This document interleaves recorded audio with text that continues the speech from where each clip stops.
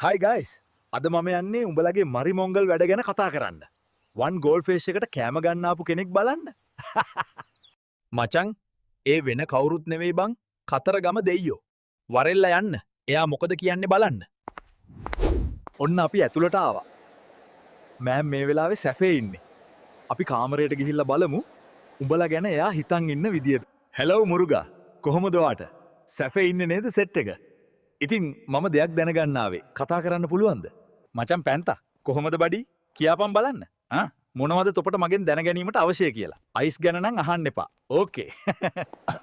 ice නෙවෙයි මොකද ඔබ වහන්සේ අපේ මිනිස්සුන්ගෙන් කප්පන් ගන්න සල්ලි පළතුරු වට්ටි රත්තරන් වගේ දේවල් මචන් පැන්තෝ තොපට පිස්සුද මට මොකටද පළතුරු මට මොකටද සල්ලි මට මොකටද රත්තරන් උඹලගේ මරිමොංගල් ජනතාවට කියපන් ඒවා ඔක්කොම කපුවට කියලා අමුතු ඇටේ පයිත්‍යයන් පීපල්ස්ලට ගිහින් කියාපම් මම කිව්වා කියලා මරි මොංගල් මෝඩ චූන් වැඩ අතහරින්න කියලා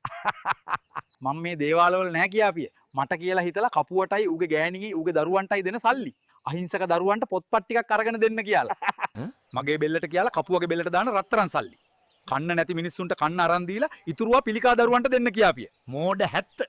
දැන් මට හොදට තේරුණා හැබැයි මේ මොංගල් පීපල්ස්ලට තේරුම් කරන්න පුළුවන් වෙයිද දන්නේ නෑ එසේනම් මම ගිහිල්ලෙන්නම් මුරුගා බ්‍රෝ පොයිට් වාරුංගල් උඹලට ඇහුණ නේද අද ඉදලවත් හැදියල්ල බූරු මිනිසුනේ අසරණ දරුවෙට්ට නැතිබැරි මනුස්සෙට්ට උදව් කරපල්ලා දේවාල පස්සේ යන්නේ නැතුව